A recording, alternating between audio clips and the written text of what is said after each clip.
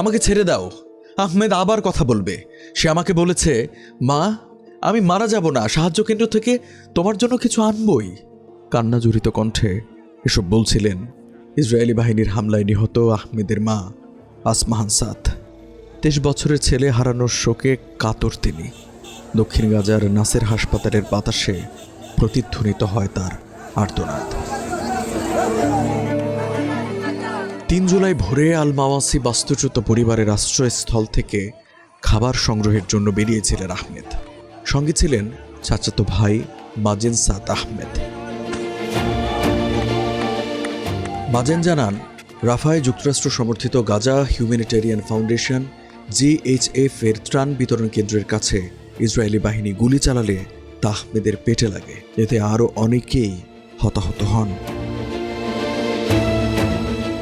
গাজার সরকারি তথ্য অনুযায়ী 1 মাসে GHF এর ত্রাণ বিতরণ কেন্দ্রের কাছে ইসরায়েলি গুলিতে 600 ফিলিস্তিনি নিহত এবং 4200 জনের বেশি আহত হয়েছেন। এসব কেন্দ্রে মৃত্যুর সংখ্যা প্রায় প্রতিদিনই বাড়ছে।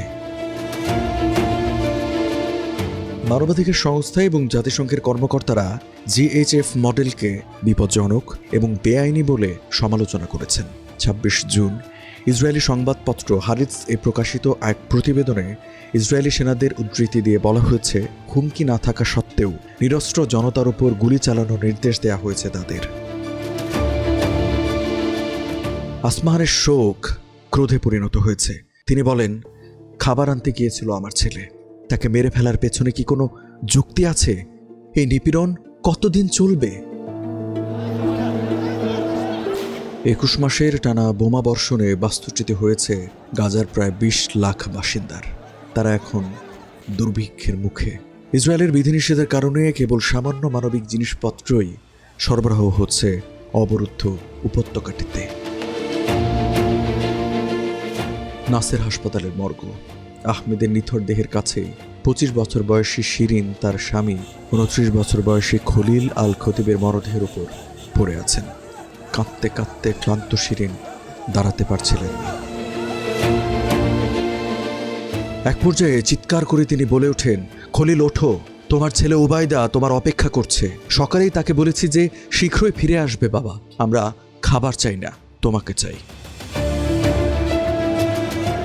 খলিলও সাহায্যের সন্ধানে আল মাওয়াসি থেকে বেরিয়ে এসেছিল। তার শ্বশুর ইউসেফ আল রোমাইলাত জানান, ইসরায়েলি ট্যাঙ্ক লরি নিয়ে সতর্ক ছিলেন খলিল।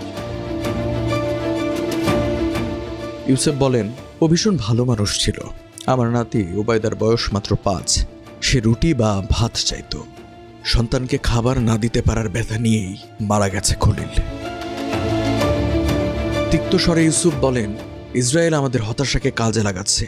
একজন বাবার কাছে তার পরিবারের ভরণ পোষণ করতে না পারার চেয়ে বেদনাদায়ক আর কিছুই হতে পারে না। আসলে সাহায্য কেন্দ্রগুলো মৃত্যু ফাঁদ। এটা সাহায্য নয়, স্রেফ মৃত্যু ফাঁদ। ইসরায়েলের সমন্বয়ে মে মাসে চালু হওয়া GHF এর লক্ষ্য ছিল দক্ষিণ গাজায় সরাসরি খাদ্য সরবরাহ করা। এর সরবরাহগুলো ফিলিস্তিনি শরণার্থীদের জন্য জাতিসংঘের সংস্থা UNRWA এর মতো মানবিক সংস্থাগুলোর মাধ্যমে পরিচালিত হয় না। সুনির্দিষ্ট অভিযোগ ছাড়াই ইসরায়েল এই সংস্থার বিরুদ্ধে হামাস ঘনিষ্ঠতার অভিযোগ তুলেছে। রাফা থেকে আল মাওয়াসিতে বাস্তুচ্যুত 31 বছরের মোস্তফা নাবিল তার বন্ধু আবদুল্লাহ আবু খালিলের সঙ্গে রাফা বিতরণ কেন্দ্র থেকে ফিরছিলেন। তারা তাদের ব্যাকপ্যাকে পাস্তা, ভাত এবং ডালের কয়েকটি ব্যাগ বহন করছিলেন। মোস্তফা এই ভ্রমণকে মৃত্যুর যাত্রা বলে বর্ণনা করেছেন। তিনি বলেন, আমরা জোনের প্রান্তে পৌঁছানোর জন্য প্রায় 2 কিলোমিটার হেঁটেছি। তারপর অপেক্ষা করি, মাঝে মাঝে ঘন্টার পর ঘন্টা, যতক্ষণ না ট্যাঙ্ক লরি ফিরে যায়। যখন তারা ফিরে আসে, আমরা খোলা মাঠের ওপর দিয়ে দৌড়ে যাই। আমরা জানি না যে খাবার পাবো নাকি মারা যাব। আশ্রয় কেন্দ্র নিরাপদ না উল্লেখ করে মোস্তফা আরও বলেন, অন্য কোনো উপায় নেই। তাঁবুতে থাকলে ক্ষুধা, রোগ কিংবা বোমা হামলায় মারা যাব। যদি যাই, মৃত্যুর আশঙ্কার পাশাপাশি পরিবারের জন্য কিছু আনার সম্ভাবনা থাকে। আসলে আমরা মৃত্যুর মধ্যে জীবন খুঁজি। সহায়তা সংস্থাগুলো সতর্ক করেছে যে গাজার কিছু অংশে ইতোমধ্যেই দুর্ভিক্ষ দেখা দিয়েছে। Integrated food security phase classification বা আইপিসির জুন মাসের প্রতিবেদনে বলা হয়েছে, গাজার বাসিন্দারা তীব্র খাদ্য ঘাটতির মুখোমুখি হচ্ছে। 10 লাখেরও বেশি মানুষ অনাহারের ঝুঁকিতে রয়েছে। অপুষ্টি এবং পানি শূন্যতায় মারা যাচ্ছে শিশুরা। UNRWA এর কার্যক্রমে কঠোর বিধিনিষেধ রয়েছে।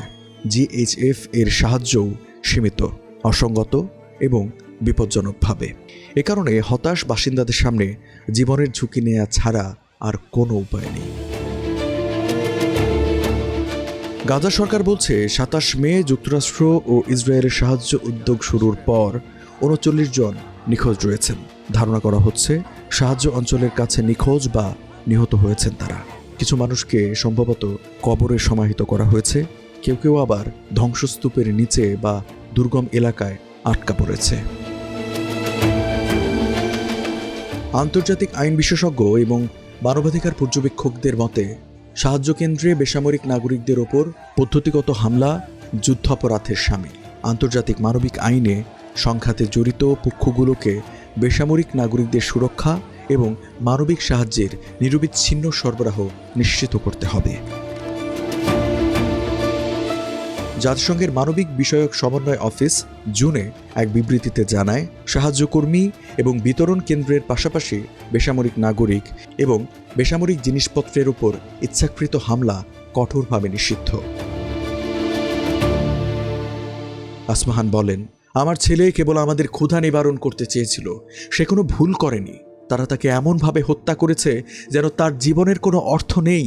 আপনারা বিশ্বকে বলুন, আমরা সংখ্যা নই, আমরা মানুষ, আমরা ক্ষুধার্ত।